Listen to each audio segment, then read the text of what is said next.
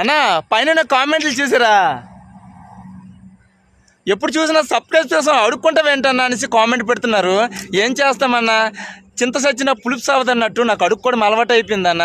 ఇప్పుడు కూడా ఆకుకూరలు, బెండకాయలు, దొండకాయలు ఊరంతా కలిపి అమ్మడానికి పట్టుకుని వెళ్తున్నప్పటికి, అమ్మ రాయండమ్మా, నా దొండకాయలు తీసుకున్నామా, బెండకాయలు తీసుకున్నామా, తోటకూర తీసుకున్నామా అనేసి ఎలాగో అడుక్కోవడం అలవాటు అయిపోయిందో, నా సబ్స్క్రైబ్స్ అందరూ కలిపి నా ఛానల్కి సపోర్ట్ చేయాలి, సబ్స్క్రైబ్ చేసుకోవాలనేసి మీకు కూడా అడుక్కుంటున్నాను అన్న. అయినా నా వీడియోల వల్ల ప్రతి ఒక్కరికి ఉపయోగపడిందే తప్ప వృధాగా పోయేది ఏది లేదు కదన్నా. మరి అలాంటి ఛానల్కి ఎందుకన్నా దూరం పెడుతున్నారు? అందుకే చెప్తున్నాను, మీ ఫ్రెండ్స్కి, బంధువులకి అందరు షేర్ చేసుకుని సబ్స్క్రైబ్ చేయమని చెప్పండి అన్న.